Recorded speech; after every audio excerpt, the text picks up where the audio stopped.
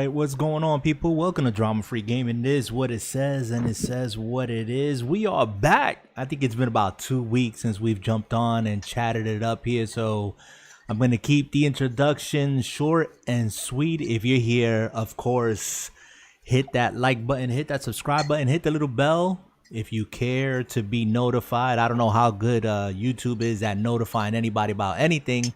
But the topics are going to be really good, and I'm going to catch these guys who are with me kind of like maybe by surprise. They haven't had their ear to the ground like someone mentioned here before the show launch. But let me get introductions out of the way. We have, as always, my brother from another mother, Dark Dad. How are you, Jay? Talk to these people.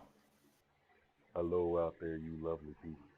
It is good to finally be engaged with y'all in this sweet gaming world. I've missed it. Jay is not under the weather. He is on his phone on Discord because his computer is possessed, and so he's trying to get an exorcism even as we speak. So I'm working on it. Don't hate on me too bad now. Yeah. You know, we're just used to that deep, voice, and you're coming in a little bit soft on that phone, but it's all good. It's all good. Go ahead. I'm gonna see if I can make a switch. Yeah. I think I got it now. And right. Go ahead, Henyo. Why don't you tell these people what it's all about? Let them know what it is. Hey, what's up, everybody? Glad to be back. Yeah, we took a little bit of hiatus. Is that the proper term there? And in the meantime, filling it in with lots of gaming and goodness and a lot of life events. But we're here. And we're gonna chat it up tonight, and hopefully, for a minute there, I thought it was turning into the Sugar Daddy show because it was Douglas' voice is like a low, mellow tone. We're gonna slow and low. Jay, you better do something about that that mic of yours real quick, man, because you're gonna be putting us to sleep here or romancing us. I don't know which one. Yeah, exactly. Oh man! Either that or I'm gonna have to scale it back. So. Oh man! Anyways, guys, I just want to jump into. We haven't been on for like about 2 weeks, and for anyone of you guys out there who listen to some of our previous podcasts, you know that we don't jump on just to jump on week after week to be an echo chamber and talk about pretty much what everyone is probably making videos on and trying to get those hits and whatnot. And hey, to each their own. But there's a couple of things that I like to let simmer. And then there's some things that just happen like literally before you jump on live. And that's what I want to start off with here. When you're hearing this video, guys, or seeing this video or hearing this podcast, it's going to be interesting a year from now. When we get all this pandy out the way and the world returns back to normal. This specific topic, did any of you guys hear just a couple of hours ago, Microsoft announced a partnership with GameStop? I want to say I saw something, but I wasn't really looking for a story like that, so I don't know too much about it. Please. Okay. And Jay, we got you back on. Testing. Can you hear me? There he is. Yeah, we hear you. Oh, beautiful. Yeah, there we go. There we go. See, let the romantic sounds of my voice. Here we go. Jay, did you hear anything about this news? Did you just hear the question that I posed? You mean that Microsoft grabbing GameStop by the throat and saying, "You mine now"? Yeah, no, well, not quite like that. It's a partnership. No, it's not an acquisition. Well, talk to me. What are you thinking? What are you seeing? Go ahead, talk about it. Okay. First off, we all know GameStop is going broke. If you don't see that right now, you're a moron. They've been broke. So what do you do when you broke? They put up they "will work for food" sign. Nobody was buying. Oh, I'm buying stock right now. I'm on Robin. Yo, hook me up, brother. Hook me up. I'll send you some money. GME GameStop right now. Yeah. Oh my Lord. Hold up. Dude, it jumped up. It jumped up from 66 cents a share. Yep. to $4.33. And Mm-hmm. I should have been on this a lot earlier.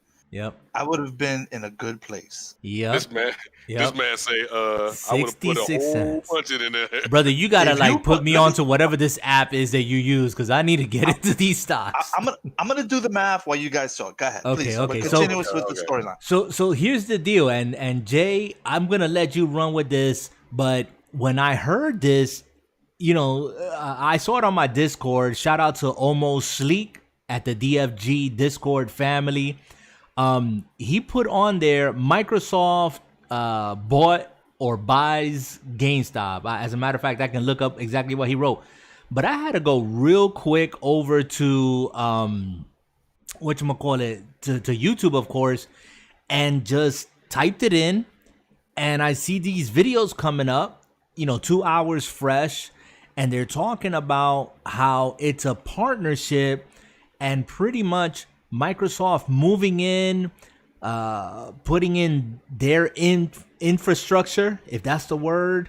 I don't know what's going on, man. Is there something that we should really care about? Or is this just, just stretching out the inevitable for GameStop? What is this all about, Jay? What do you think? Well, believe it or not, sadly enough, first and foremost, everybody, I used to work at GameStop. Got offered an assistant management position, didn't want it because GameStop, they work you, they work you. Mm-hmm. They work you hard. But as far as this goes, I definitely think that I'm not going to say Xbox is probably calling it a partnership, so GameStop can save face. Because, if you're looking at it from the financial world, we got Henyo working on math or stocks. GameStop stock is not going to shoot up on their own. Microsoft was like, look, we taking over. We need that. But we going to say you doing this so you can save face. We'll take care of everything else. I mean, they basically bullying these cats. They walking in going, y'all going to do it our way or no way. So and GameStop. And that's what it is. So why mess around? Why just not flat out write the check, buy them out, and you're done with it? Why the quote unquote partnership? Why call it a multi-year partnership? Now, I haven't read anything. I've just seen some videos. So I haven't personally read anything, and I would love to look something up and see what the details are. From what I understand, Microsoft is in partnership. It's for multi-year partnership. Obviously, like you just said, Jay, I agree with you. GameStop was in a bad place up until 2 hours ago. And maybe a couple of more months of life. They were probably holding on for dear life for the release of these next-gen consoles. And then that was it. It would have been a wrap because everything's moving towards digital. That's what makes me curious about this, is that Microsoft, if you guys remember, about maybe 7 months ago, if that, Microsoft shut down, closed out all their stores, maybe except for like one or two major stores, obviously because of the pandemic, and they were losing money on that end. So they shut down all their stores. And now we see this deal. Doesn't it make you kind of think like, Microsoft got something planned that on the one end, they saved themselves a whole lot of money closing out their own stores, but now they're moving into something that's already kind of situated and established, and they're just going to move in and take over? I don't see it in that notion, but I do definitely think that there is more behind the scenes going on because I think it's an acquisition. I mean, that's just what it is. That's what I'm calling it. Microsoft acquired GameStop. They're giving GameStop a second chance to breathe before GameStop goes under. Because let's all remember, GameStop does have a lot of exclusives with a lot of companies, including Microsoft. And and then there's so much going on. I think Microsoft's like, yo, like I said earlier, this is what it is. This is what's going to be, and just sit back and if it ain't gonna work with us, you're done. Okay. What do you think about this, Henry? You done crunching numbers over there on that side? I'm done crunching numbers and I'm crying. Talk to us. What's going on? He's crying. So just real quick, this is just another Microsoft acquisition, and I don't see exactly the real use for them to have. Really, is Microsoft gonna have a digital storefront? Maybe not. I don't know if it also partners up with other stores that they have, like Geek. What is it, Geek Think or Think Geek? They have other partner stores. Yeah. So I don't know if it's going to tie into that, and or the Microsoft products will be exclusive to these stores. In some degree, they'll get midnight openings or whatever. I don't know. Some concoct, or it's just Microsoft saying, we're going to buy you out right now, and we're going to dissolve you later. That's the only two scenarios that I see. Right. That Microsoft's going to make some sort of, reformatting of the store, which most likely will have to happen. There's no way that Microsoft is just going to buy this, go into this partnership and leave things the way they are. Oh yeah, definitely. There is just no way. I can't see it. Go ahead. I'm sorry. I didn't want to cut you off. Right. So, I mean, that's that. That's my take on it. There will definitely be changes. What those exact changes will it be a new Microsoft store? I don't know. Are they going to continue selling, action figures and, Rick and Morty keychains? I doubt. I think Microsoft has a more scoped vision as to what they're going to do with GameStop. And it's either wipe them off the face of the earth or just, try to rebrand the GameStop environment. I'm glad you brought up the word rebrand. First of all, let me be clear. I am happy specifically for my friend and store manager at the store that I frequent. Actually, he got moved from the store close by my home, and he's in another store, but I go to that store. I'm glad, because that means he has a job and he works hard. He is a store manager. He's a good guy. He's very well versed in gaming, customer service. I mean, I don't have enough praise to say about this man, and I consider him a friend. But rebranding is definitely a must, in my opinion, for GameStop, because there's a whole lot of mess in GameStop. And I want Jay, what needs to change? What would you change? What would be the first thing or first couple of things that you would change with Microsoft eventually? And we all agree that they're moving in. And if they decide to rebrand, what needs to go? That corporate atmosphere that they have.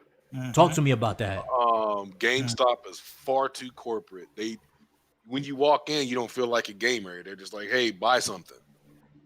Just they're pushing it, right? They're pushing it. They're trying to meet that quota.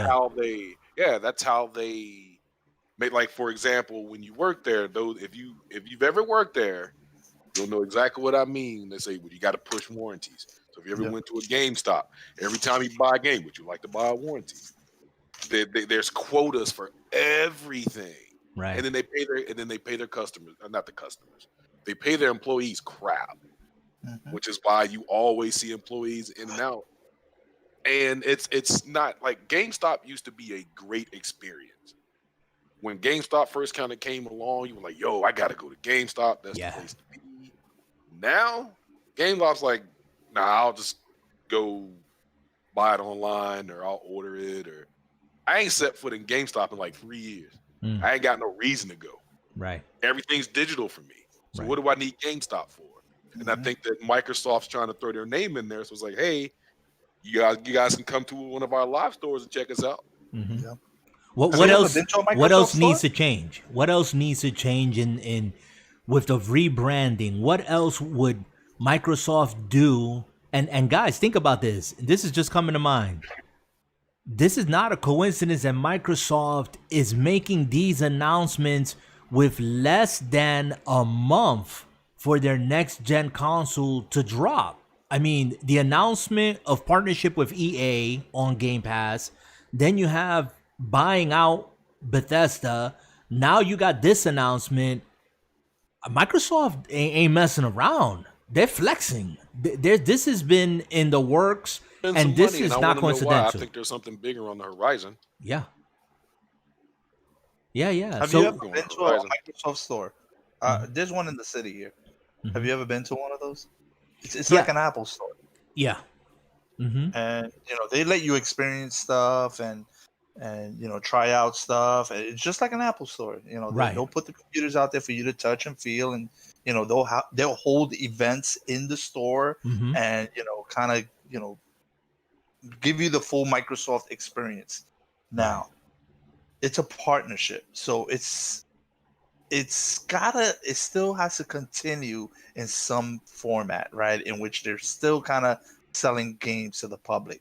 So I don't think it's going to be an exact Microsoft store, but there will definitely be some sort of rebranding, like I had mentioned earlier.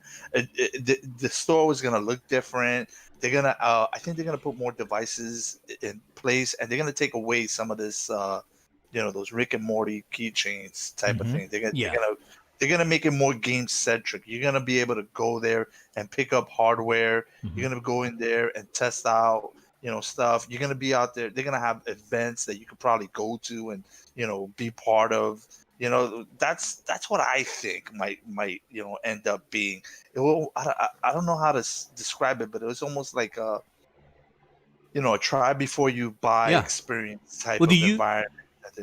Do you guys remember that GameStop, again, not too long ago, maybe less than a year ago, whatever, we're talking about this whole remake of their own stores where they were looking to, and I think it was like they were trying out 3 different styles or models of GameStops. One was going to be more of a like gaming cafe. Another one was going to be more like traditional.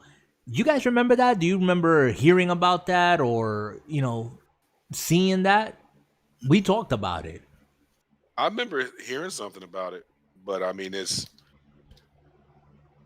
terrible that we don't even remember it clearly. That's how terrible it was.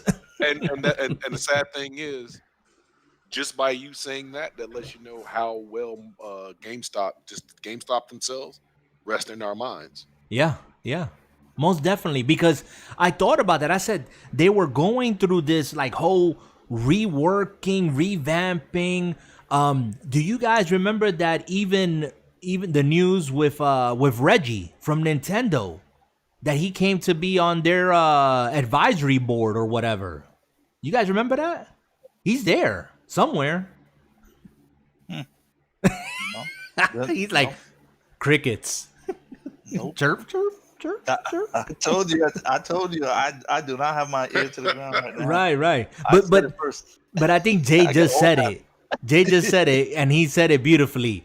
That just goes to show that all these things that have happened in the last maybe year, Reggie coming on board, being one of the advisors or whatever on the board, GameStop with this remake, makeover, whatever it was, none of it stuck. None of it has given GameStop, the brand, the company, any significant change. Here comes Microsoft.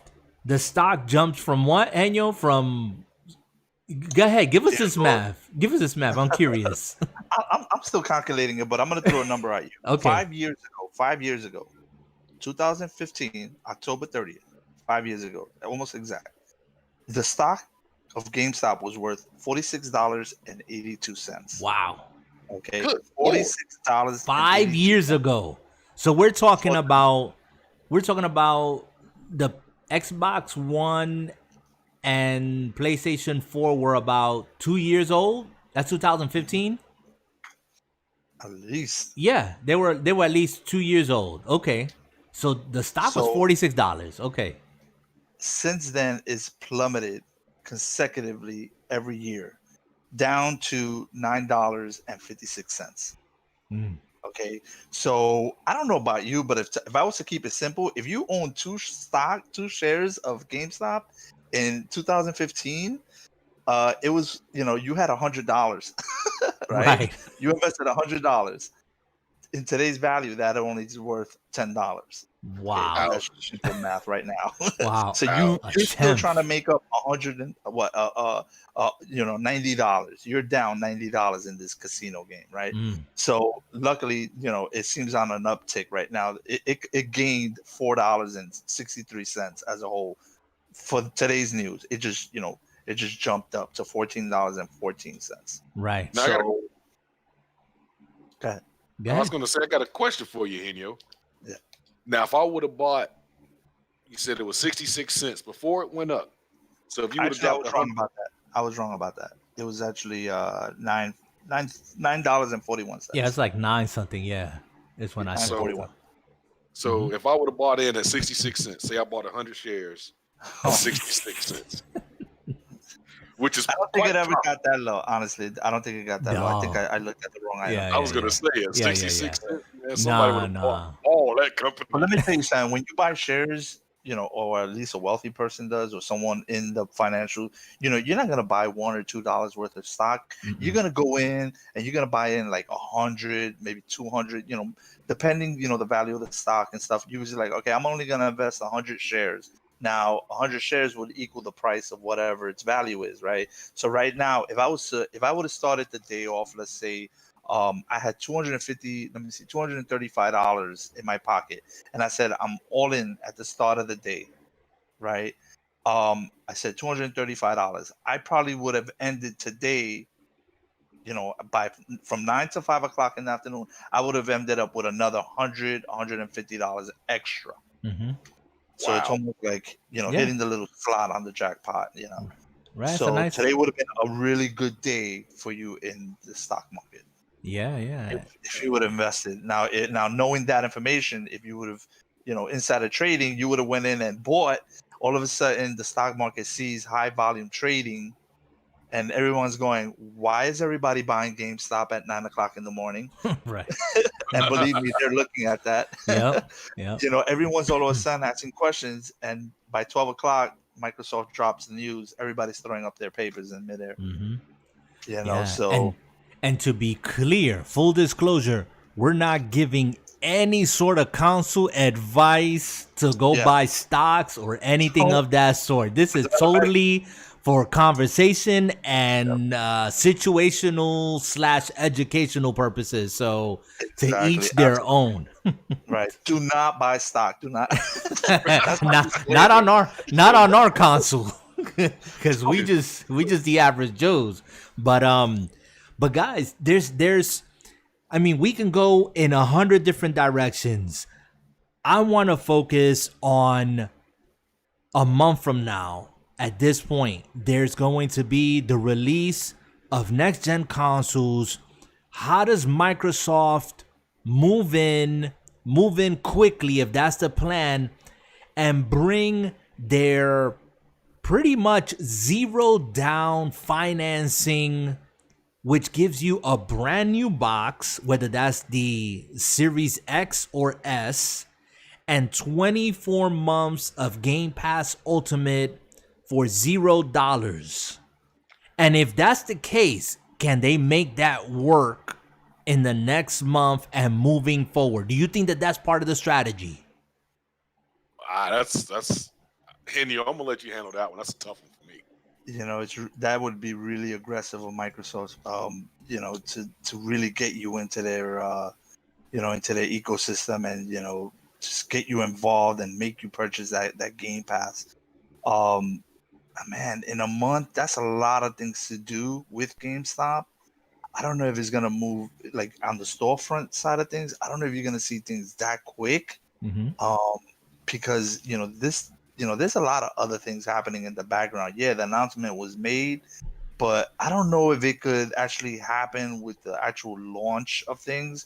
Maybe GameStops will have more priority with their with Microsoft shipping their their items to. You know, they might be more generous to saying, make sure it gets to these retailers first. Right. You know, I don't care so much about, you know, sending it to Amazon. I don't care so much about, you know, having it at Target. GameStop is going to have their truck already backing in, you know, the week before. You know, that's the only real, you know, thing I see with this partnership, and you know, outside of that, until you know, after you know, Christmas, in which things really settling in, people have more direction what they're going to do with the storefront and stuff like that. This is purely me guessing, but I have no insider information. But it's just not enough time for anything to develop really quick on the storefront side. If anything, you just probably see Microsoft saying, okay, here's, you know, you know, we're gonna make sure that you guys are covered with consoles, and you know, just make sure you get those head counts ahead of me, you know, to make sure we deliver. But as far as any huge, you know, Microsoft banner, you know, draping down over GameStop, no, I don't think it's gonna be like that, and it, you know, not for a while. Okay, that makes perfect sense. I agree with you. Think about this, guys, and any of you can answer. Jay, you might want to pick this one up. Can we be seeing Microsoft moving in, doing what I kind of like posed as a scenario, and Henyo kind of laid it out that it would be maybe over the next year? You know, if this is a multi-year kind of partnership, quote unquote, before a full-blown acquisition, kind of like try before you buy. Can we be living in a world where Microsoft moves into GameStop, rebrands them, guts them out, is putting their hardware, their software in the store? Where does that leave PlayStation? I don't know where it leaves PlayStation, but I'm gonna tell you right now, Microsoft's been doing that strategy for years. What makes you say that? It's gaming. Microsoft's been on it since PC. PC's been growing. Everything's on PC. Microsoft has been. So do we live in a are we going to live in a world where PlayStation will no longer be found at GameStop? Oh, nah. Microsoft ain't stupid. They want Sony money too. That's how business works, man. What do y'all think about that? I mean, we're talking about aggressive move here. If they want to push their hardware, okay? And let me ask a question. Let me just put it out there. This has been my experience at GameStop. Other than this friend/store manager that I hold in high esteem, who is an educated individual in the know, has no bias because he's a PC gamer, okay? He doesn't swing towards PlayStation or Xbox, okay? But my experience with everyone else, without fail, at a GameStop, when I walk in, the first thing that they ask me is, oh, are you looking for any games? Because here are the PlayStation games. Basically, that's what they tell me. Even with like the next gen consoles coming out, when I asked about, is there a list to be notified when pre-orders go out for the next gen consoles, immediately the people behind the counter, they said, oh yeah, and they pulled out the PlayStation 5 list. And I said, I actually want an Xbox Series X. Do you have a list for that? And they looked at me kind of like disappointed, like, oh, okay. Yeah, you'll be like, yeah, okay. All right. You sure about that? We can put you on the PlayStation one too. And I'm like, no, I'm going to hold off on PlayStation. I'm going to get the most powerful system. That's the one that I want to play my third-party games on. Plus, I have my library on Xbox. Thank you very much. But there was like this sigh of disappointment. And there's always, in my experience, again, this bias towards PlayStation. I understand PlayStation is number one. PlayStation has over 100 million people. PlayStation. I understand that. I have no hate, nothing but love. But to assume that, I mean, so I'm looking at this acquisition and I'm like, does Microsoft say, sorry, Sony, but not here. Not while I'm in this partnership with GameStop. You got to hit the road. You got to figure out someone else to ship your systems from. And yeah, you got Amazon and you got all these other places, but not here at GameStop. You don't think that's going to happen? Any of ya? All right, I'm sorry. I've kind of been reading here No, that's fine. the press release. Okay, so I'm reading the press release. So I'm gonna just put a little bit more content in here as well, because so it seems that this partnership is gonna involve more, back end stuff, right? So what Microsoft is gonna do is they're gonna give GameStop tools for their back end sales, for their in-store, what they call the point of sales, register. And I think what it means more is Microsoft's product inside GameStop, right? So they're gonna give the guys are gonna walk around with tablets and take your order type of style, or they're gonna show you stuff on a tablet. And then on the real back end, like the corporate side of things, they're gonna probably get, they're gonna be working with Teams, which is like it's like Slack or like Zoom type of application. So it allows you to interact with other users, or and stuff like that. So reading a little bit closer to this, it seems like this is going to be a lot of back end stuff, where you probably see the differences, the type of registers that they're using and stuff like that. I'm not, like I said, I don't think there's going to be a Microsoft banner in front of the store. So I think it's going to be business as usual in GameStop after reading this press release, which is available from news.gamestop.com. It's in their press release. And yeah, that's what the partnership is more geared towards. I don't think, probably Microsoft will have their own as a special corner, but they always get a special corner somewhere, right?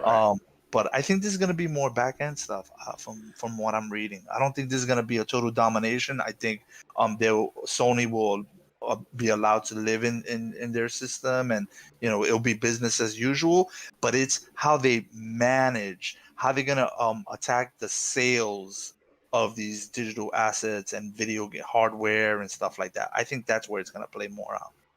So that even makes it more interesting. And I actually didn't bring any of that up because I did read and hear about that, the back end and the infrastructure, and them providing these tools so that the associates in there would have a more modernized, approach, kind of like in the Microsoft stores, like we were talking a little earlier, in the Apple stores as well. But even more interesting because, again, Microsoft putting this in place, it's about those numbers. You're not just giving tablets out to Morty, who is still living in his mother's basement and ain't got no clue as to what's going on with gaming, and the only thing he knows is, well, PlayStation is #1 seller, so obviously I gotta push that. I'm hoping, this is my hopes as a consumer, that if Microsoft is putting this in place, that GameStop, again, I don't know to what degree they have the ability. I don't have any faith in GameStop. Let me just say that. But that they would do something with their personnel. Because what good is putting in this high-tech, technology, this stuff, putting these two, it's like me giving my keys, to my brand new vehicle to my 10-year-old. Say, hey, here, take it for a ride. I'm not going to see that car in one piece, or the 10-year-old. That's how I see it. Like, is this going to be something that they're going to build on? What do you guys think? Or is it just, hey, here's the tools, we're just going to see what you do with it, and peace out? Microsoft's going to have their hand in it. I mean, if I'm investing money in you, I need to see what my investment's going to do.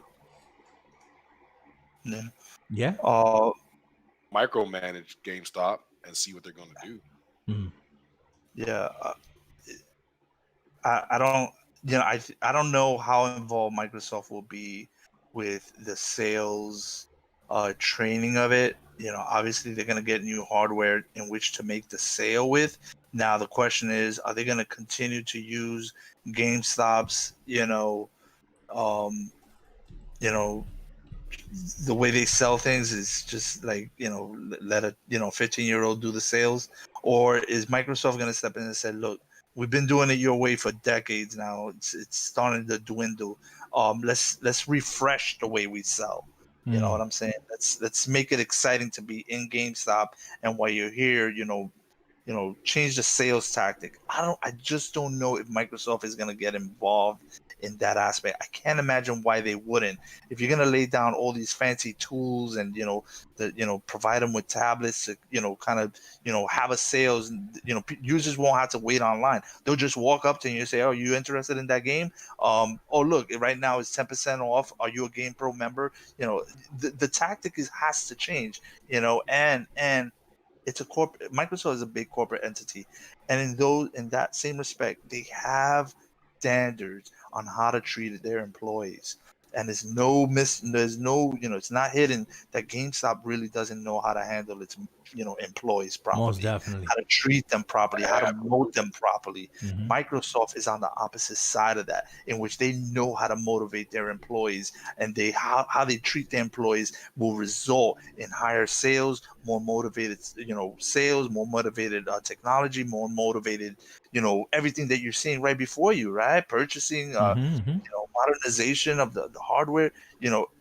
You see the differences there. One's on a downscale, the other one's on an upscale, and hopefully Microsoft will say to GameStop, okay, we've done it your way, try it this way. Right. And all we could hope is that, I know GameStop is kind of money hungry, and that's the bottom line. And if they pay attention to Microsoft, which if Warren Buffett is giving you advice, wouldn't you heed some of it? Yeah. What I'm saying? All of it. Exactly. Hook, line, and sinker. Yeah, and if Microsoft's telling you, okay, we're going to change infrastructure, but things have to change on the personnel side. Right. You can't continue to, and there's no doubt you're going to have intelligent, salespeople. Some of these people that actually work there, they know their shit, but the problem is they're not motivated to work there. So they get paid crap. Yeah, exactly. Well, they're not getting paid, and then they're not making money, and it's a vicious circle, right? Big shout out to Dusty, who is watching us live, and he's in the chat. I didn't have the chat up here a moment ago, but what's up, brother? Hope you're still here and you're enjoying the podcast. Dusty, what it is? Yeah, man. Yeah. So listen, we've been chatting about this. I'm gonna see. Hopefully, we're gonna see how this develops moving forward. Yeah, the beginning of the conversation was the happenstance, the what if, what is it that Xbox is scheming and scamming and doing here? Is there something more to this? We've talked about digital gaming. We know that that's not going anywhere. We know that both next gen consoles are pretty much in the thick of it. They're both offering digital only machines, so it's going to be interesting. It's going to definitely be interesting to see what the future of GameStop is, if there is any future, or if GameStop is just going to be completely taken over, rebranded, and we can kiss it goodbye. So it's not a buyout. It's a partnership. Not yet. So, yeah. It's a partnership. Yeah. Let's be clear. It's a partnership. You know what? To be honest with you, I think the people prefer the latter. Yeah. I think people would prefer the buyout versus the partnership, because the partnership is not a long-standing relationship. Yeah. It's how many years? It's for a couple of years. I mean, that could be 2 years. That could be, yeah. If they see things going in the right direction, you could see probably Microsoft saying, okay, let's add another 2-3 years to that. Yeah. To finish off what we started. Right. But they're kind of, dude, if I was working at GameStop, I mean, anybody, even gamers, I mean, you got to be pumping your fist. You know, it should get a little bit more exciting in that store. Right. You know, they're gonna get new technology in the back end. The store will go through a refresh. You know, and it'll still be business as usual. You still go there to pick up a PlayStation controller, and I think you still be able to go in there and buy, you know, some disc-based game. Well, you got to remember, man, you're giving it too much credit when online is so much more prevalent and it's getting more prevalent by the day. People want to go out. People want to go into that storefront, man. That's the one thing you can't stop. I can't disagree with you, but it's all about convenience. And right now, online gaming is far more convenient than GameStop. I'm gonna tell you something. I'm gonna jump in there. Going to Blockbuster. I just want to say that it's just like going to Blockbuster. Yeah, you can download the damn movie on Netflix, but man, wasn't it fun going to Blockbuster and just spending like half hour, an hour there, just looking up movies, bumping into people you know and stuff like that. You know, picking up something that you didn't mean to pick up. You can't tell me that's not. I'm gonna tell you this. You know, I think that we living in total isolation now. In some places in the U.S., people have the serious depression and cabin fever going on because of the pandemic. Once this is gone, people are going to be out and about. They're not going to care about sitting in front of Netflix and buying things, you know, digitally. It's not going to go away, but people are going to want to be back in full force at the store, at the mall, at the restaurants, even if they're not going to get anything. You know what I'm saying? And I think that that's going to bring back a big resurgence of, you know, people being out and about for quite some time, you know? Eventually it'll go back to the whole convenience of digital. I'm with you, Jay. But it'll be there for us. But but it'll be there. Exactly. I know I'm one that, I mean, my movement is not limited. But I know of people who are on complete lockdown and they're like, I can't take this no more, you know? And that's just the reality. That's just the world that we live in. But present company. Yeah, man. I mean, I'm gonna tell you something, Daniel, and I'm just gonna get a bit personal here. That's the reason why I left the city. I could not see myself raising my kids, not because the city's terrible. I was born and raised in the city. I was born and raised in the projects, in New York City housing, in the Bronx, you know, went to public school, all that stuff. Okay, the place that you live is what you make of it. But that's true. I could not see myself being in the city, and that was back in 2005 when I moved down here to Florida. Okay, not my choice. My wife wanted to move to Florida. I never thought that I was gonna leave the state of New York. Okay, because I got my family up there. But anyways, I just could not see myself in the city. When I was just seeing how many people were just coming in and how much more congested it was getting. And then I was just like, I was getting like this every single winter, fall and winter, I would feel that depression, that anxiety, that stress. You know, you get up, it's pitch black. You go to work, it's pitch black. You get to your building, it's pitch black. You're inside the building all day, it's pitch black. When you come out, you don't see the sun. You know, and that's for like 6 months. And if it snows, forget it. You're done. It's like, I was miserable. That was just me, you know? Again, nothing to do with the city, nothing with the, I miss the public transportation where you can just jump on the bus, jump on the train. You don't have to drive in the city and whatnot. That's some of the conveniences that I miss, you know, being able to go to specialty stores and what. They don't have those stuff down here, at least where I live, you know. But now with this pandemic, Enyo, like you shared, I mean, you there, you live in it, man. And my mom is up there, and I'm just like, dude, it's terrible. People looking at you sideways. You sniffle, and people want to jump you. They don't care if you 70. You know, they're like the Rona, and they're looking at you sideways, and it's like, you know what? I can't deal with that.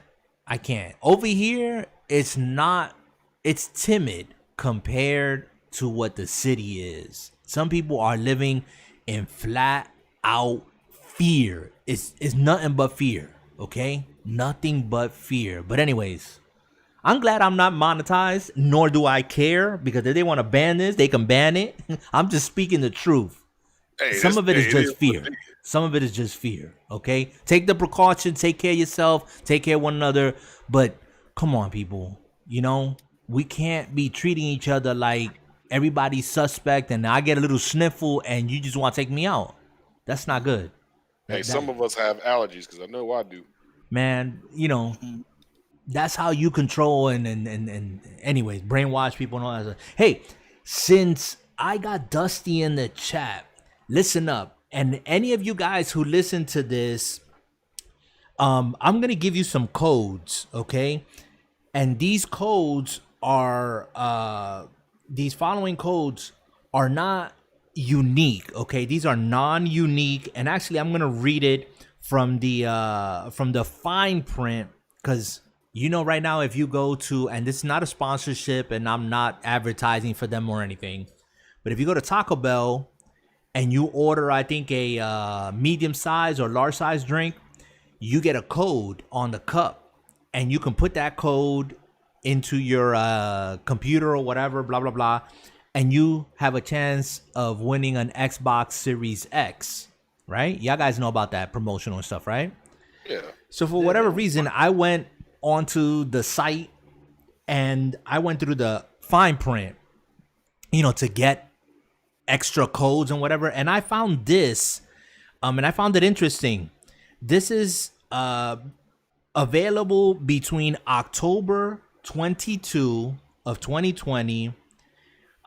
This will be available all the way up to November 4 of 2020. So that's what, like a 2-week period, October 22nd to November 4th. Okay, this is the only time this is going to be eligible. You can put in any of the following codes, and I think you could only put in one a day. Okay, so I'm going to give you these codes. Put them in. You never know. I'm going to do it. Okay, and I don't know how many people actually go and they read the fine print, but this is another way of you having an opportunity to win an Xbox Series X. So between October 22nd to November 4th. Yeah, you were gonna say? Yeah, that plays with the no purchase necessary. Yeah, no purchase necessary, but they don't put it on the cup. You gotta go to the website and you gotta read, like, you know, that long scrolling thing. Like, if you want, you can send us a postcard. It gotta be 3x5 and it has to have your address and this and blah blah blah. Anyway, I found this little segment here and I'm like, cool, I can do this, because I'm not sending nobody a postcard, to be honest with you. I need it simple. So here's the codes, all right? If you have a pen, paper, you want to write this down, pause it. I'm going to try to be as clear as possible.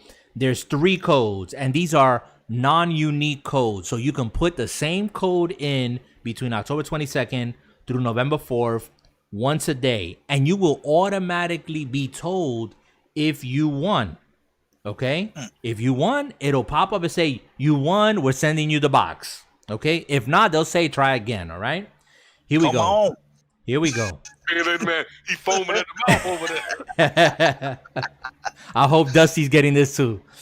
Here it is. It's S as in Sam, X as in Xbox, 7, Y as in yellow, R as in Ralph, 9, 7, X, Y, V as in Victor, 9, 6. So that's the first code, okay? Got it. Y'all ready for the next code? Give you a little breather here. Jay, I know he ain't writing none of this down because he won't even do big points. So.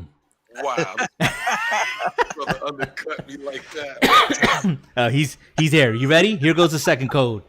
Second code is S as in Sam, X as in Xbox, 7, V as in Victor, 9, 3, 6, N as in Nancy, B as in Beta, P as in Pal, P as in Pal, 9.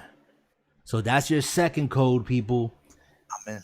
That's your second code. We got one more juicy code, as Dusty would say. It's juicy. Here it goes. We have S as in Sam, X as in Xbox, 7, N as in Nancy, L as in Larry, Y, Z as in zebra, N as in Nancy, H as in Hector, C as in Charlie, Z as in zebra, 6. So good luck to you guys. Again, these online codes are non-unique and can be used up to one time per day between 12 a.m. Pacific time, and that starts October 22nd all the way up until November 4th of 2020. So I'm gonna be on there. I'm gonna be putting in. You never know. You might have an Xbox Series X for this holiday. So Sounds pretty sweet to me. yeah, man. And I don't ever want to hear anybody say that I ain't never do nothing for y'all. You see, that's why y'all should be tuning in, subscribing, because you never know what other fun, juicy stuff we might have for you. Sometimes, yes, it's called somebody need to go and play Resident Evil. That's a surprise. Well, hey, you know what? One day, don't lose hope. One day.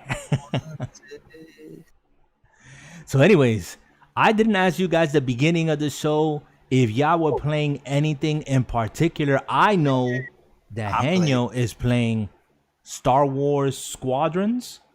Ooh. Correct. You are correct, sir. Now, is it actually good like I'm hearing it is, or is it a maybe? Well, you know the drama I went through when I realized, okay, well, am I going to buy this for the PC? Am I going to buy this for the Xbox? Am I going to buy this on the PlayStation? I had to think long and hard. I said, okay, the Xbox is only going to give me a $5 discount. It has no VR set and no flight stick, no Xbox. So then it was down to either the PlayStation 4, which I own a VR system for, but no flight stick, or the PC, in which I own a dope-ass flight stick, but no VR set. So I went with, I did it with the PS4. Because this game needs to be played in a VR environment. It's a good looking game. When you're in the cockpit, everything outside of it, you don't really, it's not a game in which you walk around and you walk from here to there. You choose a big map, you select the map, and it's none of that. It's very simple. It's very, you stand in front of a couple of characters. They'll tell you a storyline. Or it's almost like a lobby. You're sitting there and you got your opponent across from you, or your what is it, your colleagues in front of you, and you wait for the match to start. Same thing with the storyline. You're being briefed. You got a couple of characters in front of you. You're being briefed, and off to space you go. Everything happens in space. Now the immersion is inside that cockpit. The fun is inside that cockpit. Whether you're playing the storyline or you're playing, a multiplayer. And I've been playing a little bit of the storyline, but I've also been trying to engage in the multiplayer universe, and it's pretty slick so far. I like there's more immersion in the cockpit than there is in the space itself. Everything's pretty flat compared to the cockpit, because the cockpit is so detailed with so much like happening inside your cockpit, that when you look out onto space, it almost looks a little bland. You almost wish that the textures were a little bit richer in the VR mode, and when you're looking out in space.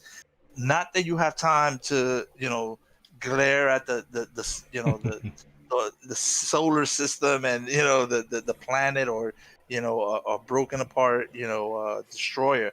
The flight is it's very fast paced, right? So you don't get to indulge in the scenery, is what I'm trying to say. But in the cockpit, if you really take a second to like look around your cockpit, you notice like little things, and as the battle continues, you notice your spaceship is kind of degrading at the same time. So you're not going to end up with the same spaceship. Like you'll notice smoke coming out from the side panel, or your windows get cracked, and it's like, and even if you do a droid repair, your window still stays cracked. So it's taking like real time damage when you're in combat. Yeah. I wish the damage would last a little bit longer. Sometimes it feels like it almost feels like Call of Duty. You get shot really quick. It's almost like that. But that'll get buffed or nerfed. Depends where you're at. But I like it. It. I could definitely see more expansions to it. I could see them adding more universes. Like right now, from what I noticed, it's just like like a spaceship. I forgot the name of it, but it's like a starship, and it's just kind of there, and you got to weave your way through the battle. And then there's also like a junk field in which you have to weave your way through. All this during battle. So it's like you got to weave your way through there in the multiplayer. So there might be more expansions as far as different systems that you could fight and have dog fights in. Cool. So I'm definitely giving it a thumbs up, and I most likely will buy it on the PC. Maybe I'll wait for a drop in price because I kind of want that flight stick feel.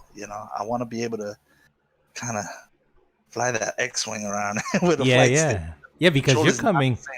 We're talking to somebody who is into that flight simulator, right? And you got that flight stick, so I can just imagine that Star Wars game. Like, I'll be honest, I looked at it and I wasn't interested at all, but it must be something. You're playing it on PlayStation VR, correct? Correct. So how's the immersion on a scale of 1 through 10? What would you give it? Because I had the PlayStation VR before, and I wasn't 100% wowed by everything that I played, but it was pretty good. It's pretty up there. I wouldn't give it a 9, but I definitely wouldn't put it less than a 7. So I'm Okay. somewhere around an 8. Okay. The cockpit is really good. Like there was certain periods in which I'm just before the fight, you're sitting in the cockpit and you're kind of looking around the cockpit and you kind of lean over and out and you're looking at your X-wing. You turn all the way around. You can see the droid behind you and he almost acknowledges you.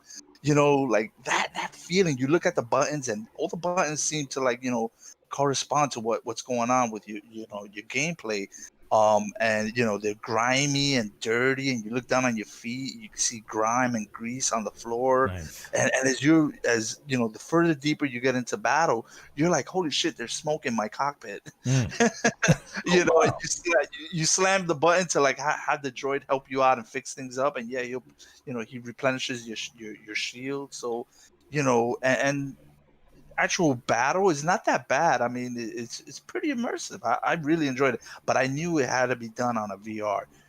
Playing this without a VR just does not make sense. You're not gonna be walking around, your hangar. You're not gonna be having too many interactions with characters. You're gonna be briefed what you need to do and go fight. Same thing, with the multiplayer aspect. You're gonna see your who you're playing with. You decide, who's gonna have what ships, because you have I think 4 ships. And you work as a team to come up with a battle plan, and you're off, and it's a dogfight from there. So correct me if I'm wrong. This is not a $60 game, right? Correct. It is only $39.99. Look at that. And they did that on purpose because they kind of want you to go in cheap. Well, not cheap, but they kind of like, look, just play the game. We know you're going to spend more money on it. It's not a big deal game. There's not a lot of parts to it. Right now, you have the story mode, which I hear it's about 10 hours from people online. Okay. The multiplayer aspect, again, doesn't have a lot of planets right now or systems that you could play in. So it's only maybe like 2 or 3 maps. Mm-hmm. But you're fighting against opponents, so you're not really worried about oh, look at the crest of the crest of Hoth, Right. Oh, look at Tatooine in the background. You're not so much worried about that. You're more worried about navigating through space junk or asteroids and who's on your who's behind you and stuff like that. So there'll definitely be more planets coming, or I keep saying planets, but more systems. Right. To add to this, and that price point, is going to be, it's right on point. Cool. Well, EA did something right for a change. What? Yeah, they know. Yeah, I think it's more of a makeup thing in which you know, they've had a bad experience, you know, with the community. So they're trying to make right, and they want people to get involved as well. So And they're the gonna VR is a must. so they're gonna get you for that toner, right? I bought the toner, man. I'm printing. You're It's a lot printing, you're of fun. printing in full color. Probably the multiplayer aspect could be a little bit better, you know, because you really can't like have your friend join you. Right now, it's almost like, you know, coin flip. You know, who's going to be in your session. You really can't, you know, add a friend or, you know, try to bring someone in. Okay. It's Okay. it's whoever's out there you're going to get matched up with. You'll Gotcha. probably never see that player ever again. No private parties then. No private parties. So we all can roll in the squad together. Yeah, no, we can't. That's no, what he's saying. No private parties. Yeah, you Nah, can't. bro, you lost me already. If you end up together, it will be a big surprise. And again, that's probably coming along with the price tag that you're paying. Mhm. It's a scaled down game. It's not, you know, it's not going to be very robust. And this is what I'm saying. If anything, they're going to add expansions to it. Right. I don't think they're going to, yeah. Right. Well, for the Star Wars fans out there, I'm sure that they are thrilled to have this experience. And from what I understand, a decent game, in your opinion, to be played on VR. There's not a lot of things, or I should say games out there that I've heard that make sense on VR. Like you have to have that experience. You know, and probably the best place to play it would be VR. I can see myself, you know, playing the game. Not that I'm gonna play it, but if I did, it would be in VR, most definitely. Like when you asked the question on Discord, I said, yeah, VR. Yeah, to me, it was, you know, either the flight stick or the VR, and it's you just have to be in that, you know, environment. You have to be there inside of it, Right. and the VR does it. Right. Versus the flight stick, yeah, the flight stick will bring you a little step closer to the immersion, but it doesn't put you inside that world, Right. and that's where you benefit. Yeah, the immersion. Now I know you was talking about some they're patching the game already, but you think those patches were more for like PC side? Yeah, I couldn't find PS4 notes, but they kind of generalized it. Mhm. So there might be, you know, there might be some multiplayer, you know, changes there, but nothing drastic. You know, it's not anything that kind of stood out at me. Some of them I really didn't even notice. I'm like, oh, you patched that? Okay, you know, didn't even realize that. I Okay. wasn't having that problem, which leads me to believe it was more, you know, PC centric patch that it affected players on the PC side, Right. especially when they mentioned video cards. Oh, you know, we were seeing issues with, you know, Nvidia's 3000 series card or whatever or something. Not that they're not having problems. Right. Jay, what are you playing or you would recommend as a must play game that probably you've exposed yourself to in the last couple of weeks? Well, right now I'm playing the OG Final Fantasy VII. Okay. Still, and man, I forgot how good that game was. I've been grinding that out for a while. And Final Fantasy? Yeah, Final Fantasy VII. Are you playing that on any specific platform? I'm playing on PS4. On the PlayStation 4, okay. Yeah, and once again, I had to go retro because I'm thinking about getting a remake. But then I was like, you know what? As cool as I know what the remake is, OG has always been me. And speaking of retro, I want to drop a little bit of news that made me kind of perk up a little bit. Eurogamer, which is a very decent source that I like to like. They've never let me down. Has been talking to Sega. Well, they talked to Sega, one of the main guys, about a Dreamcast Mini that may be on the horizon. A Dreamcast Mini. Preloaded with games, huh?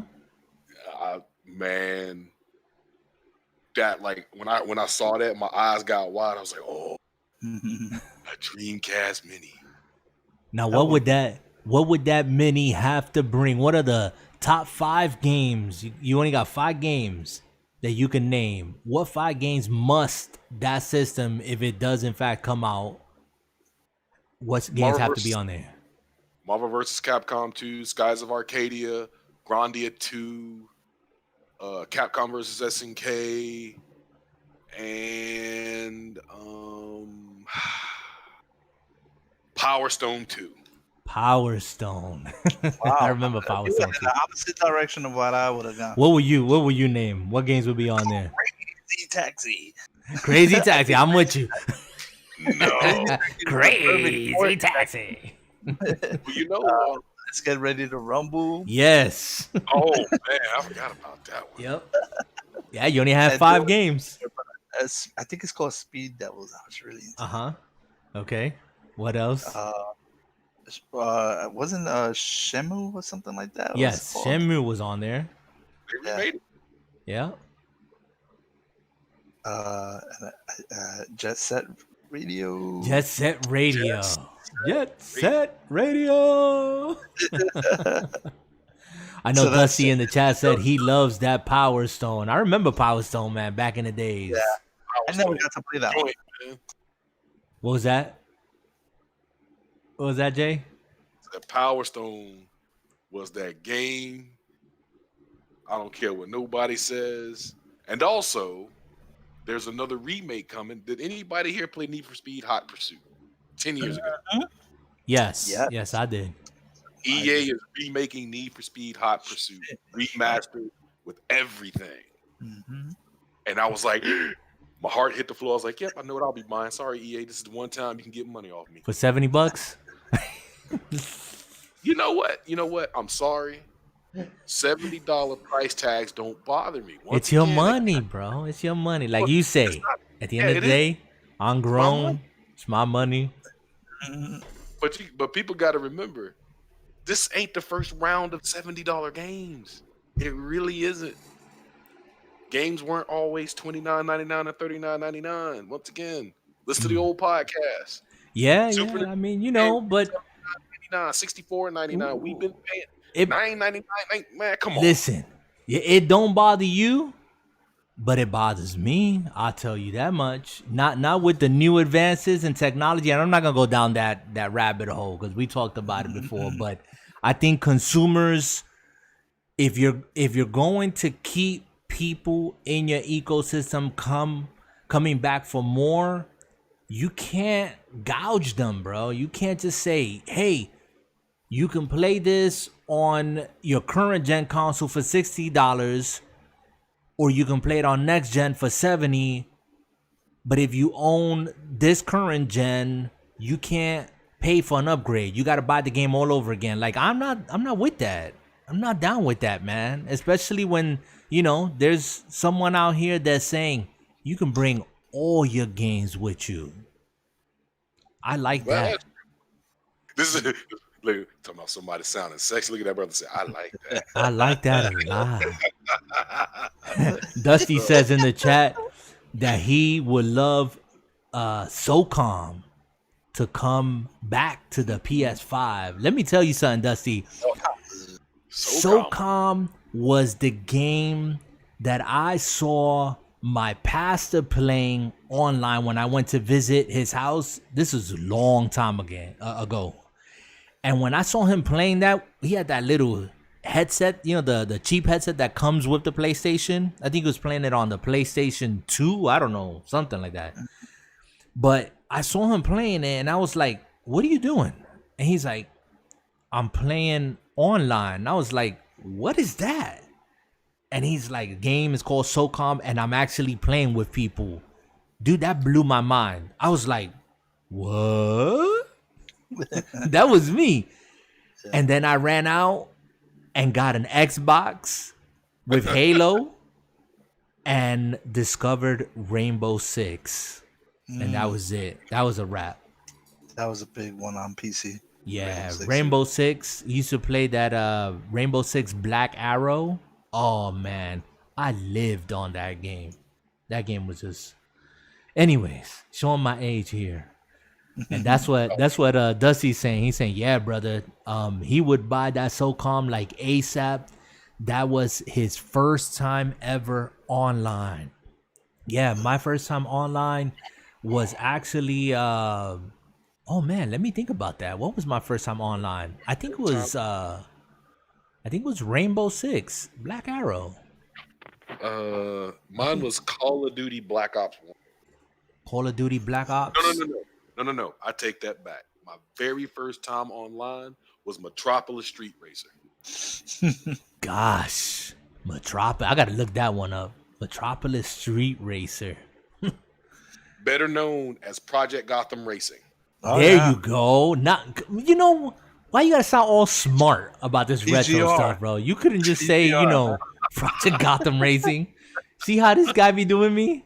Dude, I love Project Gotham Racing. I think, wait, which came out first? Was it Project Gotham or was it Black Arrow? I gotta look that up. Because I might have been on PGR first. I remember staying up many a late night playing that game. Anyways, we'll look it up at another time.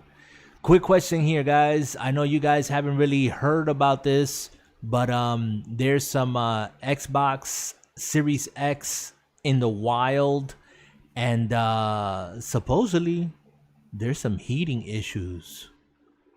Now, you're a PC guy, Henyo. How important is ventilation and cooling for a PC? School me, please. How important is it for chicken to stay cold? Wow. Why you gotta Oh man. Let's put it this way. In my case, I have no less than 6 fans. And I don't even have a new RTX style card. It's very important. Yeah, I mean that's why they started working with what is coolers, the liquid cooling, anything to gain an edge to keep that CPU nice and cool, because you do not want to overheat. You see a lot of lagging and stuttering, and you think it's your network connection. It's your processor overheating, choking up. Yeah, and wouldn't that fan speed start revving up and that machine making a whole lot of noise? Absolutely. Yeah. Absolutely. If you configure it, to throttle up when it's starting to overheat, it'll sound similar to like your PlayStation, fan, jet fan. Yeah, I don't know if I had to open up my PlayStation 4 earlier in the year because it was just so dusty and dirty in there, and my heatsink fan was clogged up with dirt, and it literally it overshadowed the sounds of when I was playing. You hear that jet sound is right. I don't know how to describe it. It's really loud. So I was forced to open up my PS4. So the same thing happens with your PC. If you configure your fans to kind of speed up when it's overheating, you're gonna have all your fans blasting air. Yeah, and I mean, in both of these systems, I think they've had tear downs of each, and I'm not gonna get into it, but the heat sinks on these things are like monstrous. Hold on, can I say something? Yeah, go ahead. Can anybody remember? Can anybody name the system that it was having the same problem with? The 360. Yeah. Red Ring of Death. The Red Rings of Death. Yeah. And that was by default. That was just the system trying not to, kill itself. Yeah, so the X is still having it's the same problem. Yeah. Well, I mean, there's people out there that have said that it's been debunked. I'm looking at it this way, to be honest with you guys. These are still the not 100% complete systems. They're putting them out there in the wild. And my thing is, if you don't put these systems out in a place where they're going to get ventilation, if you're trying to be cute and trying to camouflage it in between, your bookshelf and all that other stuff, and you're gonna put stuff on top of it and whatnot, you're gonna get issues. You're gonna have issues. I have a setup where my PlayStation 4 Pro, my X, my PC, it's ventilated. I ain't got issues. I've never had issues. None. And like what Henyo just said, if I'm hearing something that I shouldn't hear, maybe it's time to, clean your system out. Things collect dust. I make sure I vacuum. I make sure that I'm checking them out. I make sure that I'm doing maintenance. Things don't stay clean forever. Yeah, I keep an air can on the side. Yeah, same here. I got a couple of them, and I'm spraying stuff down, every week. So these are expensive systems, and the more that these systems start putting in this type of hardware, I mean, if you've never owned a PC, you have to like be conscious. These next gen consoles are heavy duty hardware. You're gonna have to maintain them. You just can't stick them in your bookshelf or entertainment system and not pull them out and dust them off, and clean them up, because you're gonna have some problems. You're gonna have some issues. You'll see it. You'll know it. Oh yeah. You'll start lagging out and freezing up, and you're wondering what's wrong with my install or what's wrong with my network connection. Oh, Right. it's your CPU overheating. Yep. Well, I'm happy. Can't wait for next gen. I can't wait to see what the future holds. I get excited when even though there's most original games right now are kind of, the gaming industry still does surprise me by popping out little mini things here and there that make you go, you know what? You can still get my money, but EA, you get a thumbs up this time on the remaster Hot Pursuit. I got nothing bad to say about you. Y'all need to timestamp what he just said. DFG podcast number 34, because this man is always throwing EA under the bus. You know which one I wish they would have made, now that we're speaking of Need for Speed? Their Porsche. They came out on the PC with a Porsche version of Need for Speed, and they never went back. They never revisited that one. I think it was called Unleashed. Need for Speed Unleashed, or was it, or something like that? There was one that I played that stands out to me, and I played a whole lot of it. It was Underground. Was the one I played. Yeah, Underground was another one. Yeah, Underground. My favorite of all time was Most Wanted. Most Wanted. The original Most Wanted that came out. Yeah. Oh yeah, that one was fun too. Need for Speed, Porsche Unleashed. My favorite. Porsche Unleashed. Wow, you go back in the day. Yeah, mine was Underground. Most definitely Underground. That's the one that I enjoyed the most. Series was, I may have skipped one iteration of it, but for the most part, I've always stayed in tune with it. Oh, I agree. Most Wanted was fun. Yeah, I like the Most Wanted. The way you climb up. Man, how can you not like Most Wanted?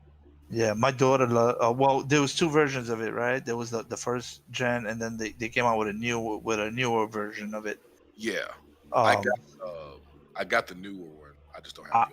I grew up with the first version, but my daughters love the latest one. That it has the white and red screen. Game cover.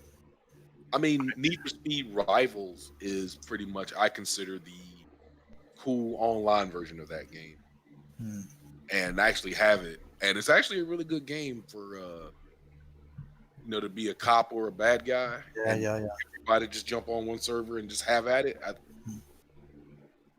Are there any games that you guys are planning on playing, not this gen, maybe games that are going to be available for this gen, whether it's current PC with the current card that you have right now and setup that you have, or if you're on a gaming console? Are there any games that you guys are putting off and saying, I'm going to wait until I got my rig set up to play it, or my next gen console? Nope. No, absolutely nothing. There's nothing that's really been announced that makes me jump up and down and buy a system. That's why I'm gonna wait. Okay. So no game this current gen that you would just hold off and play on the next gen console? There's nothing that I can think of. Okay. Yeah, I've been spoon feeding myself Flight Simulator 2020 because number one, I don't have an RTX card, and number two, the game's been a little bit, I don't want to say glitchy because I haven't had the same consistent error, but I've come across in which my flight will end or something if I'm in mid-flight. But it's a game that I've sort of been I'll play for like an hour. Flying from JFK to to LaGuardia, or trying to make my way. Right now, I have a flight in which I'm going down to Baltimore at night. So, and it looks beautiful. It's a beautiful game. But I'm not trying to get too deep into it right now because I know I still got a little bit more hardware upgrades to go, and I'm waiting for those RTX 3080 cards to arrive or be sold in a storefront. Yeah. In other words, I'm assed out at the moment, but Right. I thought I would have a card sooner. I thought, seriously, I thought I'd have an RTX 3080 card in my pocket by now, but it is not the case. Wow. And it's looking bleak I think every week that passes by, it looks bleaker to the point that they're looking at 2021.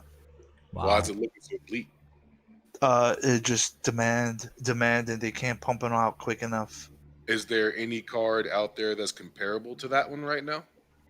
Probably the which one was it? I want to say the 2060 Ti or 2080 Ti. Yeah, I think it was the 2080 Super.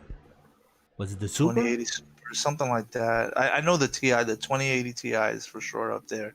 It's like the closest thing to the 3080. Or maybe even some people are saying the 3090. But again, the price tag on that 2080 It's like twice Ti, as much, right? yeah, it's crossing the $1,200 range. Right. Wow.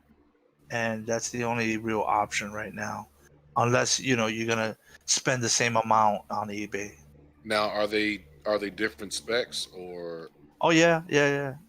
They're definitely different specs, and by far the 3000 series are a little bit more enhanced. But as far as what's the closest thing you're gonna get to that 3000 series, it would be that card, that 2080 Ti or 2080 Super.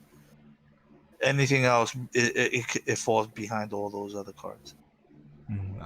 I saw some of the stories of people who had ordered them and they were being shipped and received with no packaging. Right. And some of those cards were destroyed upon delivery. I mean, it was just it was just a mess. Happening. Right. So the distributors would receive the cards, in bulk. And they were supposed to put these cards inside their sleeves and stuff like that. So in order to process them quicker, they were just sticking them in envelopes and shipping them out. Wow. Instead of taking the time to actually, make the box, make sure it's wrapped and make sure it has all the paperwork and everything. And that's a distribution fault. Wow. Because they don't receive the whole box. They got to probably prepare the boxes there in the distribution center, and that was what was happening. They were just trying to get that money. Yeah. So unless you got your card directly from Nvidia, there was a good chance you would face that. Wow, that's a shame. That's insane. That is a shame. That's crazy. Yeah. I've been trying to get one without going through eBay, and I'm on the notify list. I got one email stating that we know you're on the notify list, but right now we're not really going to tell you when it's Yeah. They're not trying to give any false hopes to anybody. Right, exactly. They're like, there will be a delay in this, and the likes of Best Buy and Micro Center and stuff like that are like, at the moment we are not carrying the card. We don't have stock in the card. So wow.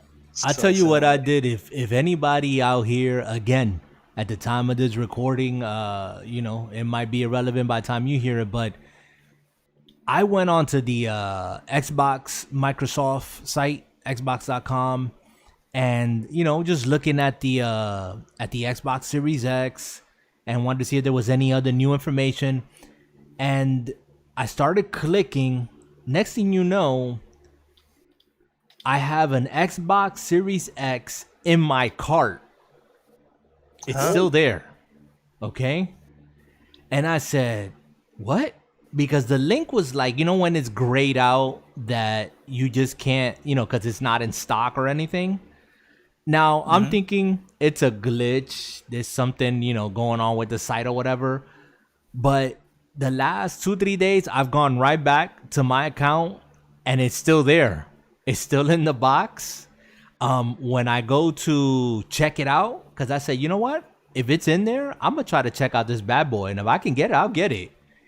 And every time I click on it, it just says there was an error, something to the effect of there was an error on our side, and I click it and it says maybe if you wait just a little longer, and that's it. And I do it a couple of times, it doesn't check out, and I'm like, okay, cool. And I'll just go back the next day and see if it's there. So I don't know if you're still here, Dusty, and you're looking to get a Xbox Series X, maybe you might be able to get one in your cart. And then when those become available, we might have the priority. That's a good idea, actually. Yeah, I'm talking in right now. I kept it in there. See if it works for you. See if you can get it in your cart, because I had gone there maybe a week after the whole madness and everything, and of course it wasn't available anywhere. You sure you ain't click pre-order, man? Instead No. of the play video? No. I'm telling you. Uh-oh. Let me look. What do you mean around. pre-order, bro? It says It's a check pre-order out and button. everything. It says No. pre-order button. Check it out. I'm going on the site right now. I'm gonna do it live here, so you guys are gonna hear me typing away and all this other stuff. And while we do this, I can have Jay sing a song or something.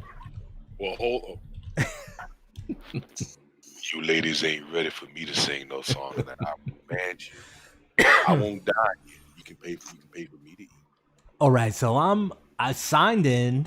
I'm on the Xbox.com site. I go to my cart. Let's see. And it's there. I wish you could see this. It says Xbox Series X release date 11/10/2020, available online only, and then I have an order summary. Shipping is free, and it says checkout. So I click checkout because it's in my cart. And as soon as I hit checkout, let's see.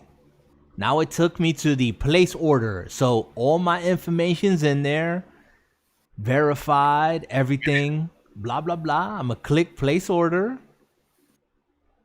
And then it says unable to purchase the order at this time.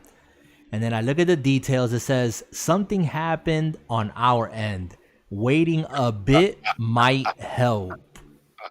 And that's it. But They it's in my cart. I mean, it's dope. It's in your cart, but they're like, nah, bro. It's in my cart. Hey. I can't put it in my cart. My cart is empty, and I've been browsing. And Oh, I tried okay. to pre-order one, so it's you. Yeah. So I got it in my cart. So I'm checking on this bad boy every day. And when it checks out, I'm going to let y'all know. This dude's so dirty. It's in there. Hey, I don't know. Hey, I wasn't. You know how I went to the site? Because that's the same time that I was checking this Taco Bell thing for the codes and stuff. And I was just like, I had seen a couple of videos, which have you guys seen how some of these people that have gotten the Series X, how they've been talking about the load times? Oh, yeah. That got me, bro. That's why I went to the Xbox side, because I said, do I want to be the guy that is waiting 2 minutes for my Monster Hunter to load up?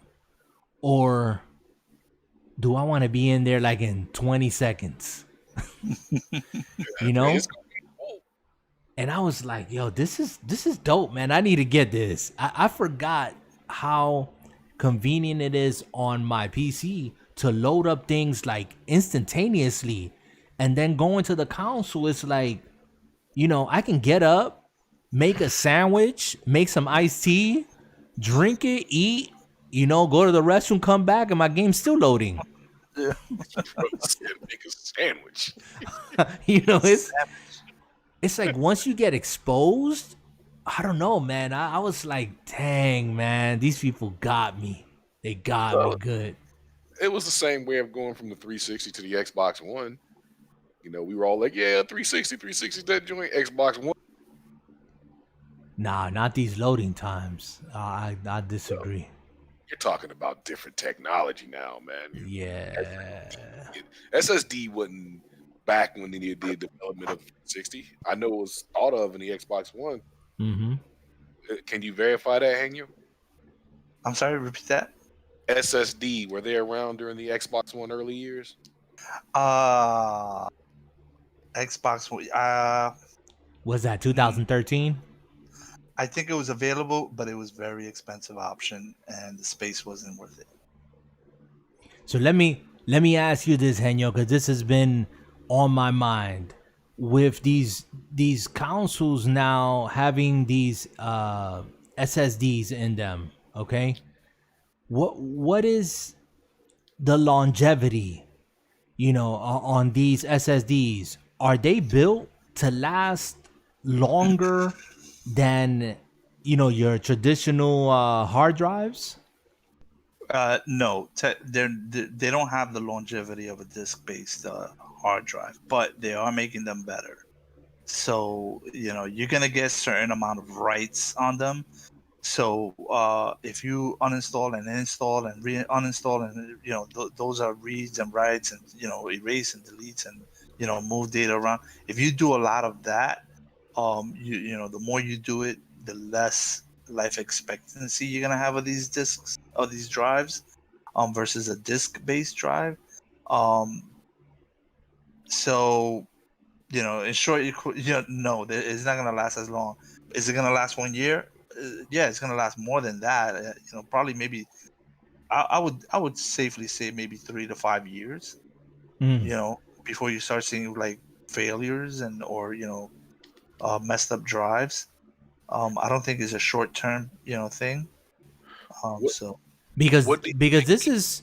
this is something, and it came to mind because I'm saying this is the trade-off. You have these SSDs, and I know you have mentioned it before with PC, and with a lot of people worried about storage space and having their games on the internal drive to take advantage of the speeds, of course, they're going to be erasing and writing and erasing and writing and erasing and writing, going back and forth, back and forth, back and forth. That's a sure, trade-off, right? I mean, you're not thinking about it in the short not a, term, but that's a right. trade-off right there.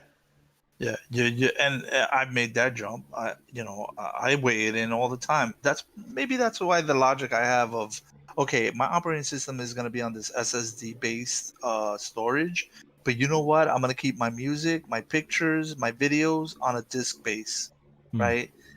Because I know longevity is going to be longer, so I don't want to lose my pictures.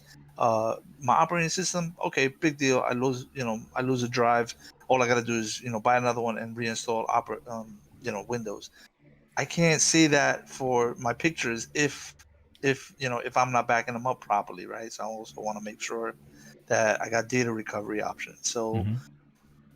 I my setup is an SSD drive. Well, at this point, is the NVRAM stick, The and then NVMe, I yeah.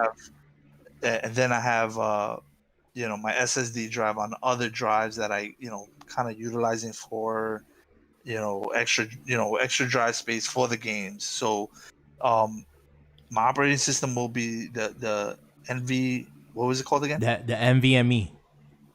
That. Uh-huh. Yeah, NVMe. I can't say that. So my operating system is on that, but my video games are on an SSD drive. Even though I know, there's a chance that that drive might die out one day. And for the record, I have about 2 or 3 SSD drives that have died. Hmm. Uh, Over what period of time? oh yeah, and exactly, it's been over 4 or 5 years. Okay. Okay. So So we're not saying here, I mean, we're novices, and you're the PC guy. And Jay, if you have a question, jump in here at any time. I'm having this conversation because I don't hear any other gamers out here, or at least people that I listen to, speak about this. And it's not to cause panic or worry or put a bad rap on any of these products coming out and whatnot. But the reality is that this is not anything new on the PC side. And so with the expansion that Xbox announced the 1 terabyte expansion card that goes right into the back of the machine, it being $220. Now that's a hefty price, okay? $220. It's gonna get cheaper probably in a year from now, and there'll be more people. How much space? What's that? How much space for that 220? 1 terabyte. Yeah.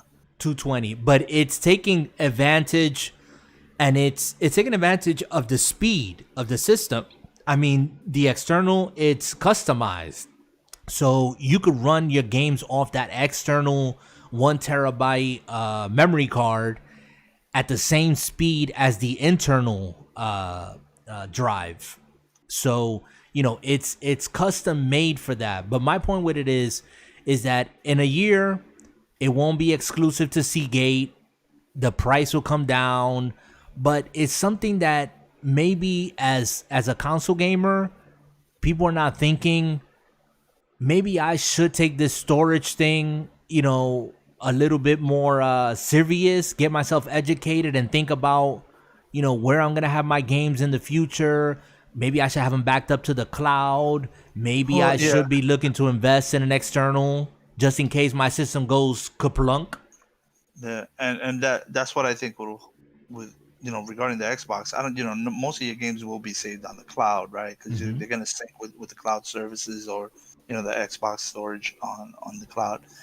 So you know, maybe losing the drive won't be that big of a deal. Yeah, your Xbox will be out for a little bit while you get the drive replaced. Right. You know, but as far as, you know, like the loss of a game save, I don't think it's so much of a concern. Right. So, you know, there could be some concern, you know, but I don't think, you know, nothing to, you know. Right. Not to panic and get all petrobot and stuff like that. I mean, because we already have, I mean, I have an external hard drive for my games right now on my console. I don't have everything on my console. The only thing I keep on my console are the games that I actually play. And everything else is on an external. So I move it over. Yeah, and I just move it over, and it's, you know, it's not Series X speed, but you know, it transfers over, and I'm good to go. But yeah, I wanted to kind of bring that up because I was thinking about that, and I was thinking about, you know, again, the speeds that we're going to see with these frames and stuff, just downloading and uploading, and you getting into your game that much faster. Let me ask you, Henyo, this, and Jay, have you considered this? You know, let's say we're playing on different systems. Let's say I have the Series X, Jay, you're on the 1X, right? Let's say we have somebody else playing on the OG Xbox. Loading times, you know, I'm gonna be on that game a half hour earlier than you are. I mean, is that gonna be something that is gonna push people over the edge? Would that be something that pushes you over the edge to consider getting an upgrade? Maybe not a Series X, but maybe a Series S for the speed? I mean, initially, no, because once again, it's about games. I'm sad to announce this, but I got to do it. Microsoft, where my games at? I'm asking. They're in production. I'm talking about playing games right now, Jay. I'm talking about, like, if I'm playing like if you guys are watching the video, you guys are seeing some Monster Hunter gameplay. Jay is in there with me. We had a great time. Played for about 2 hours of Monster Hunter. Love Monster Hunter. The loading times on this game are slow. You know that. I know that. I mean, to ready up, to get out of like the hub and get into the game, to load up the game, it takes time. But if I'm playing on a, you know, Series X, and you know, you're on an OG Xbox, again, I can get up, make a sandwich, go to the restroom, take a nap, go for a jog. You know, I mean, the experience. I think a lot of people are going to probably reconsider and say, maybe I want to make this move and get this system so that I won't be left behind. literally. As as far as speed goes, I think for the first few months it's going to be okay because everything's got to work itself out in the wash. I mean, it always happens that way. But eventually, yes, I'm going to buy it for the speed. I mean, I'm crazy, but I'm not stupid. So anybody out there, understand this. Yes, I may not get it on the first go round, but I will have one. It is going to be a better system. It is going to load faster, and everybody else is going to have one. So why would I fall behind and look like a jerk? Just not going to happen. All I'm saying is I have one in my cart, so it won't let me check out. But I'm like, it's in there. It's in there. And again, I had no plans. You know what? If it comes through, great. If it don't, but it's Henry, you've had that experience playing on PC and you go into a room and you waiting on somebody. The closest thing I've probably come to that is on the Division when you're in the underground. Yes. And you take that train, and you finally you hit X, and you finally Right. come out of the train. Meanwhile, everyone's already in battle. Oh Right. my God! Right. That dude brought back some memories when he said Yep. that one. Yeah, but Jay knows what you're talking about, Henyo, because when I played with the guys, I was the first one in. Every time. I load up and I'm waiting on these guys. I'm there like twiddling my thumbs, Now you got to take your network bandwidth into consideration because that's exactly what's happening. So, you got your hardware level, now you got your network level. So they could, some people might experience, fast network but slow hardware, and some might face the other way around, fast hardware and slow network. So, I mean, it's gonna be a little bit of a mixed bag. I don't think it's gonna be, I don't know. Some of these guys used to swear on their internet connection like, oh, yeah, I'm running like, some fiber optic NASA stuff. And I'm like, yeah, where you at? Because I'm already in here. So, Oh man, that brother being there, just walk in like, what's going on? He just being yeah, this shit. I'm in here waiting on these cats and getting killed and whatnot. But anyways, well, guys, I think I'm running out of steam. To be honest with y'all, I don't know what else we haven't touched upon. I mean, we talked about this Microsoft, GameStop's business. Oh, I've been playing. what have you been playing? I've been playing Train Sim. Oh yeah, that's right. I saw that on Xbox. Dude, I don't know what it is about the game. I never played, I don't think, any type of sim game, to be honest. But jumped into this train sim, and out of all the trains that I can jump into and whatever, I picked the New Jersey Transit train. Nice. And the graphics are terrible. Really? Well, it's not terrible. They're decent. It's just, stuff starts popping in. I've gotten a couple of those white screens, where I thought it was another train coming at me from the other direction, but it was just really that the graphics didn't load in, the textures. But it's just been really chill. And I've actually learned how to drive the train, conduct the train, I should say. I own it on the PC. Yeah, it's fun, man. I just found it real relaxing. The tutorial's great. It gets you going. It gets you started. So. Yep. It's real relaxing. Now, it is not a game designed for the controller. That's one thing. It's definitely a PC game. Keyboard. Yeah, I think I have to try to play it on PC because I was playing it on Xbox, and by the time I get the little cursor moved over with the analog stick and get the key into the slot to open the doors and the passengers, I'm never early. I'm always late at every station. So I'm trying to do 80 or 90 when I should be doing 50 on the train just to make up some time, man. But it's fun. I've just been having some fun with it. Yeah. Yep. Definitely, I tried that on Steam, and it's just what it is. It's there's no real like activities except Nope. departing on time and Yeah. traveling. You get to enjoy the scenery, and then you got to break and make sure you hit the right point on the train station stop. So it actually brings like a little bit of oh, that's how they drive the train in the city. Yeah. Now it doesn't like let you kill yourself. At least the mode I've been playing, because I was coming in hot. The first time to one of the stations, I'm like, I got about a mile out. I'm good. I can still do like 70. And next thing you know, that mile became like 900 yards, and I'm slapping the brake like max brake, and it ain't stopping fast enough. So, oh man, but it was fun. I thought it was gonna like cause a train wreck or something, but it didn't. It like automatically stopped me, I think, and it like penalized me some time or something. So yeah, you got a penalization. But I'm playing Doom. I think they call it Doom 2016. I'm almost done with it. Okay.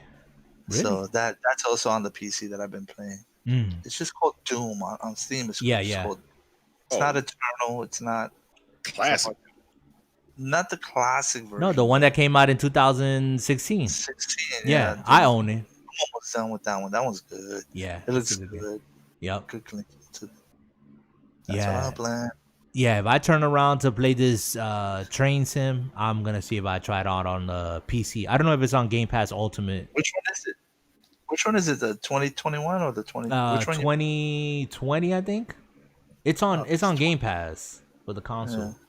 Yeah.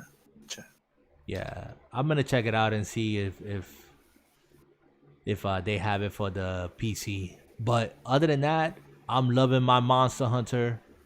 Yes, sir. Got to get back in there. Got to go hunt Savage Devil Joe. Hopefully, ladies and gentlemen, we will record in that one, because we always have fun playing Monster Hunter. Yeah, most definitely. Yeah, we can probably do a couple of live sessions, Jay. If we play, chatting it up and just yucking it up as we're playing. Nothing serious. Oh, yeah, I'm down. That'd be great. We can do that. If you guys notice any of my screensaver monikers or whatever that have the Mixer symbol on it, yeah, these were all layouts for when Mixer was a thing. And I used to be on there, but Mixer's gone. It's dead. R.I.P. No. But I have to continue using my layouts. So ignore the Mixer. That don't exist. But yeah, it is what it is. It is what it is. It's been a great chat, gentlemen, but 5 o'clock comes early.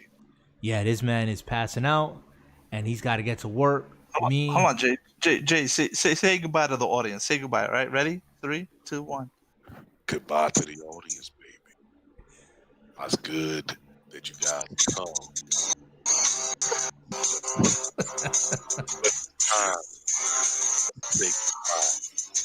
Oh, yeah. And sleep tight. And then drama. And with that, as busted and broken up as it sounded, I'm just gonna let it be. That's not gonna get edited. I'm gonna leave it just like that. It sounds real hurt. It sounds like something playing on a busted VHS. That's what it sounded like. Did you get the Barry White background music? Yeah, we got it in there. Bits and pieces of it. I try to go back to the podcast and listen to it. Oh man, I might listen to bits and pieces, but hey, Dusty, if you're still on, appreciate you hanging out with us. Thanks for you guys who catch this on the replay. Remember, this is DFG Podcast.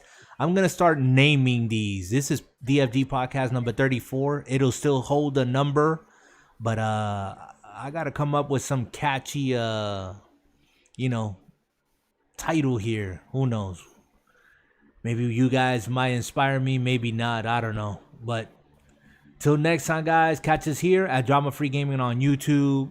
Again, hit that subscribe, hit that like, share it out with your mom, your dad, your grandparents, your dog, anyone with a pulse. All right? Appreciate it. Do good, be good, and as always, keep Keep your life and your gaming drama-free, people. Later.